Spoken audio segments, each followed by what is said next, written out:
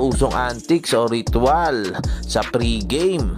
Ito nga ay pag-stare down sa bench ng mga kalaban nila nang nakatayo at di gumagalaw at di kumukarap na parang manikid. Napansin ito ng NBA Fanatics noong November 9, una nilang pagtatapat ng Lakers sa bahay nila. At napansin din ito ni LBJ noong huling laban nila sa Crypto Arena last December 3. Mangiti-ngiti din tinitingnan ni Lebron si Brooks sa kanyang ginagawang antics. Hindi nga ito nadidistract o anuman. Tumatayo siya dun sa spot na malapit sa sideline bago mag-national anthem. At di na rin umaalis pagkatapos ng national anthem.